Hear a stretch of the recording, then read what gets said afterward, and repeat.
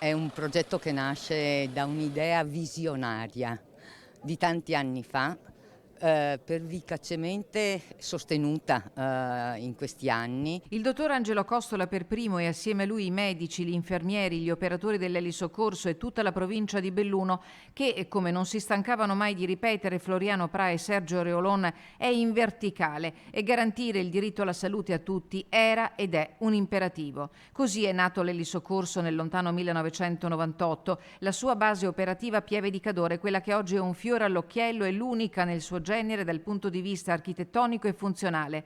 Il taglio del nastro della nuova base questa mattina davanti a una folta schiera di sindaci da tutta la provincia con le massime autorità civili, militari e religiose dopo 2 anni di lavoro non senza intoppi. È stata un'attività quotidiana di controllo e di monitoraggio, cercando di mantenere i tempi.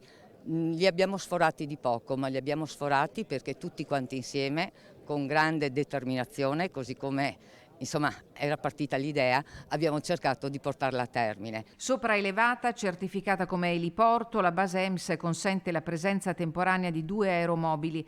Pista e rampa sono riscaldate, la copertura è green, concepita per autoprodurre energia elettrica. Un investimento di 3.123.000 euro, finanziati quasi interamente dalla Regione Veneto, che oggi ha annunciato entro 4-5 mesi, allo scadere del periodo di addestramento, l'attivazione del volo notturno. 36 gli approdi sparsi in tutto il territorio, a cui se ne aggiungono altri 9 nei rifugi.